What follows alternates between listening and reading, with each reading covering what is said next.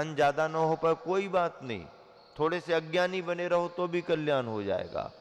लेकिन अध कचरा ज्ञान न यहां का रखता है न वहां का रखता है। ज्ञान की विवेचना सांगोपांग होती है। प्रथमम करणम चरणम द्रव्यम नमः। प्रथमान योग क्यों रखा पहले? द्रव्यान योग से अर्घ्य चढ़ाना था। द्रव्यम नमः, करणम नमः, चरणम नमः। प्रथमम नमः को बाद में कर देते, लेकिन प्रथमम करणम चरणम द्रव्यम क्यों कहा? पूछो आचार्यों से। हम ही थोड़ी पहले कह रहे हैं कि प्रथमान योग पढ़ो। आचार्य पहले से क्यों कहते आ रहे? क्यों लिखा है ऐसा? 4 अनुयोगों में पहले क्रम पर कौन सा अनुयोग रखा बताओ?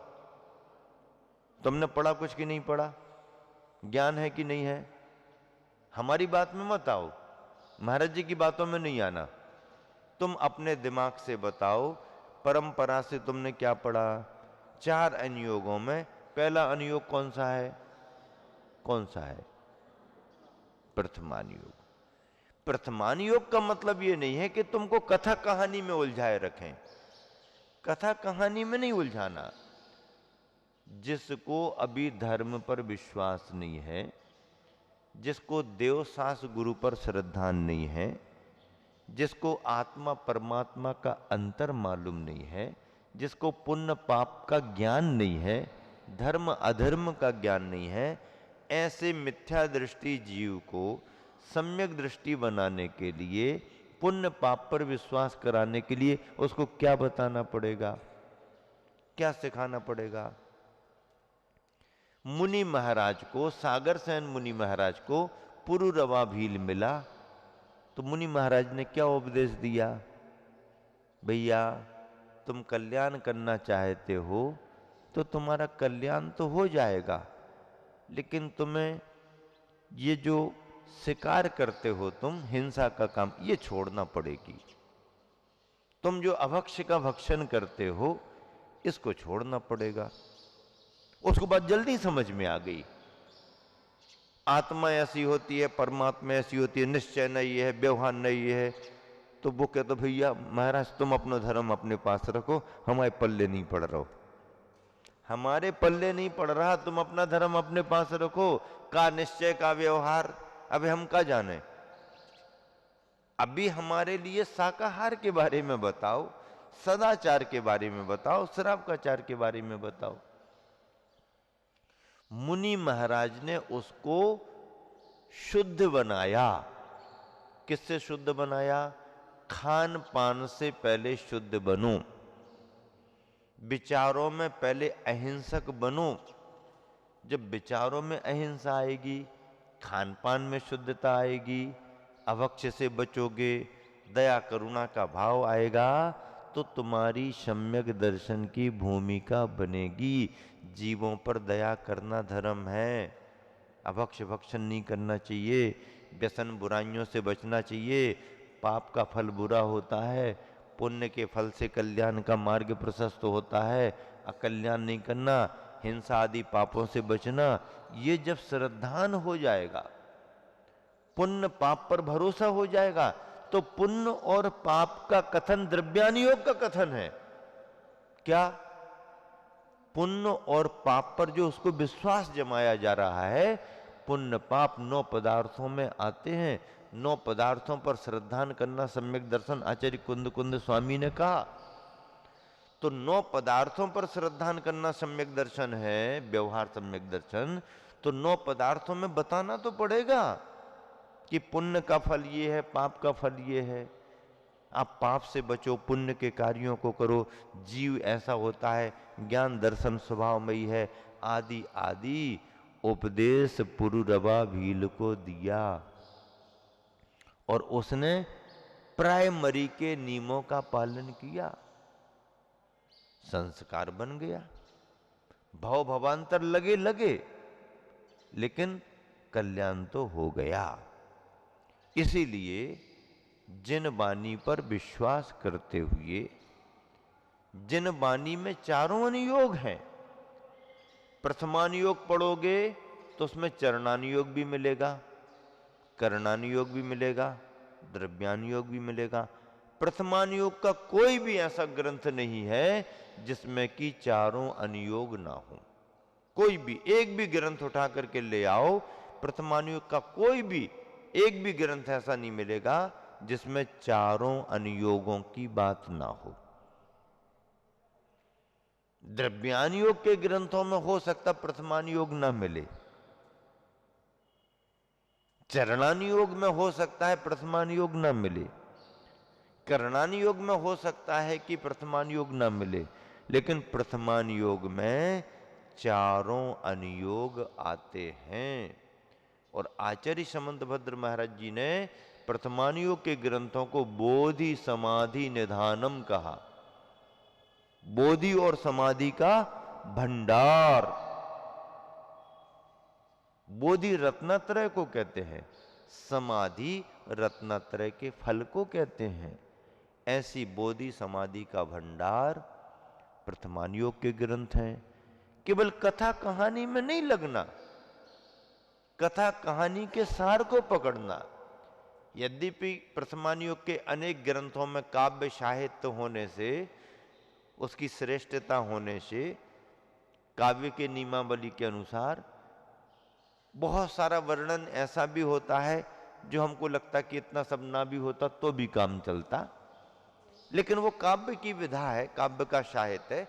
आपको यदि उतना पढ़ने में ऐसा लगता है कि लंबा समय जाएगा और प्रकारांतर से सारांश सही है, तो उतने उतने अंश को आप विनय पूर्वक एक कायस्थ करके और उसको गौन भी कर सकते हो। उसका सारांश देख लिया और उसको थोड़ा सा कर सकते हो, क्योंकि आप संक्षिप्तवादी हो तो कर लें, उसमें कोई नहीं। लेकिन संपूर्ण ग्रंथ में विस्तार विस्तार ही होता है ऐसा नहीं है। भव भवांतरों के कथन जब तक नहीं बताएं, पुण्य पाप की हमें महिमा मालूम नहीं होती है। इसलिए ऐसे ग्रंथों को पढ़ करके परिणामों में शांति लाते हैं। पाठशाला के बच्चे आज पूजा कर रहे थे, किसी ने मुझको कहा नहीं, कहने से भाव प्रेरित नहीं होते, उनकी भाव भंगिमा देख करके हमारा मन हो गया कि इनके पास बैठो।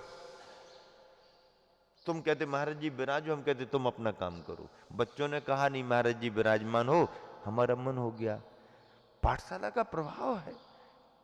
25 बच्चे भी 20 बच्चे भी यदि पाठशाला में पढ़ते हैं तो आप ये मान करके चलो कि वो 25 श्रावक श्राविका तैयार हो गए। 25।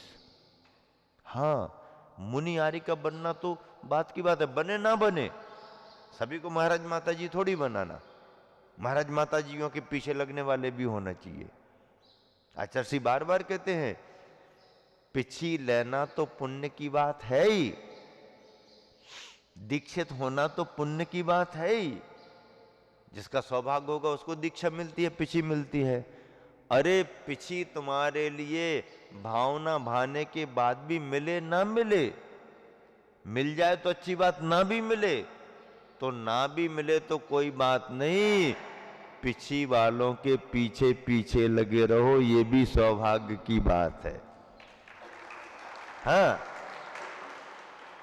और ये जो नई पीढ़ी तैयार हो रही है ना, ये जो वर्तमान में पूरे देश में नई पीढ़ी तैयार हो रही है, ये सारी पीढ़ी मुनि भक्त पीढ़ी है। हाँ, ये बहकने वाले नहीं किन्हीं की बातों में। उसकी मम्मी भी उसको सुनाएगी तो वो मम्मी की बात नहीं मानेगा, क्योंकि महाराज जी की बातें उसने सुन ली हैं। क्या? हाँ, जिसने महाराज माता जी की बातें सुन ली हैं, अब वह घर में कोई बहलाने फुसलाने वाला भी हो तो उनकी बातें मानने वाले नहीं। इस समाज का स्वर्णिम युग चल रहा है, बच्चों को संस्कार मिलने का स्वर्णिम युग। सिलवानी के 2 आयाम श्रेष्ठतम है, श्रेष्ठतम आयाम है। कौन से 2 आयाम? एक तो समाज के हर बच्चे को व्यायामशाला पकड़ के रखती है। व्यायामशाला ने पूरी समाज के बच्चों को पकड़ रखा। व्यायामशाला के कारण ही बच्चे यहां वहां नहीं गए। एक तो व्यायामशाला पकड़ के रखती है और दूसरी पाठशाला पकड़ करके रखती है। आचार्य श्री बहुत प्रोत्साहित करते हैं, हम लोग भी बहुत प्रोत्साहित करते हैं। जो शिक्षिकाएं, जो बालिकाएं बच्चों को अपना समय देती हैं पढ़ाने में, उनकी पूजा कराने में, उन शिक्षिकाओं को सातिशय पुण्य का अर्जन होता है। और वो अपना समय यहां दे रहे हैं, उनके परिवारीजन उनको सहयोग कर रहे हैं, तो उनके परिवार को भी, संपूर्ण परिवार को, मास्टर साहब, हाँ बिल्कुल पाठशाला चलवाते रहो। हाँ, सायपुर वाला परिवार है, मास्टर साहब का परिवार है, अभी दोनों ने परिचय दिया, बच्चों को सहयोग देते। और भी श्राविकाएं इन बच्चों को पाठशाला के रूप में सहयोग दें तो सातिशय पुण्य का असर हो। बल्कि आधा घंटे ही सही बच्चों को भेजा दो। पढ़ा पढ़ा के पंडित पंडितानी नहीं बनाना, नहीं तो और सिर दर्द हो जाएगा। क्या पढ़ा पढ़ा के पंडित पंडितानी नहीं बनाना। तो जिनको ज्यादा ज्ञान हो गया या अधकचरा ज्ञान हो गया, वो सिर दर्द के अलावा कुछ नहीं करते। हमको पंडित पंडितानी के लिए ज्ञान नहीं देना, हमको तो अच्छे श्रावक श्राविका, बालक बालिका बनाने के लिए, जो कहीं भी रहें, भले उनको ज्यादा ज्ञान ना हो पाए, पर जैन धर्म का झंडा लेकर के खड़े हों, इसके लिए हम, इसके लिए करना। जब भी खड़े हों, जैन धर्म का झंडा लेकर के खड़े हों। यही तो हमारा धर्म है ना। देव सास गुरु की भक्ति करो, सदाचार का पालन करो, शाकाहार का पालन करो, माता पिता की विनय करो, बड़ों को सम्मान दो, बड़ों की बात मानो, समाज में हिल मिल करके रहो। समाज में कैसे रहना चाहिए? हिल मिल करके। अपने 2.5 चावल की खिचड़ी अलग से नहीं पकाओ। कितने चावल की खिचड़ी? ज्यादा चावल हो तो फिर भी अलग से खिचड़ी पका लो। 2.5 चावल की खिचड़ी समाज में अलग से नहीं पकना चाहिए। हाँ, समाज समाज होती है, समाज की अपनी भावनाएं होती हैं, समाज की अपनी व्यवस्थाएं होती हैं। अपने अपने चावल पका के कोई भी भोजन करो, कोई दिक्कत नहीं है, लेकिन समाज में 2.5 चावल की खिचड़ी अलग से नहीं पकनी चाहिए। क्या कहा? सुन रहे कि नहीं सुन रहे? सुन तो रहे कि नहीं सुन रहे? अरे हिलाओ तो, हो तो बोलो कि सुन रहे कि नहीं सुन रहे, नहीं तो और जोर से बोले। हैं?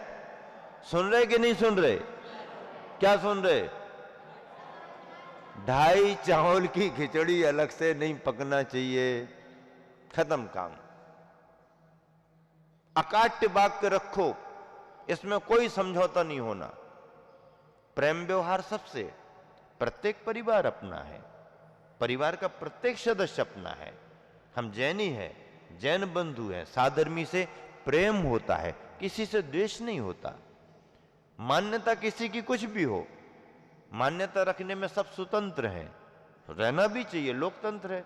अपना अपना ज्ञान, अपनी अपनी मान्यता, इसमें किसी को कोई आपत्ति नहीं है, कोई आपत्ति कर भी नहीं सकता है। अपनी अपनी विचारधारा, अपनी अपनी मान्यता, स्वतंत्र है जीने के लिए, स्वतंत्र रहने की कोई दिक्कत नहीं। आराम से अपना अपना करो, लेकिन वो अपना अपना व्यक्तिगत कर सकते हो।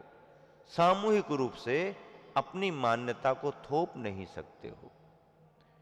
जो देव सास गुरु की परिपाटी चली आ रही है, वही परिपाटी शाश्वत परिपाटी है जैन परंपरा की।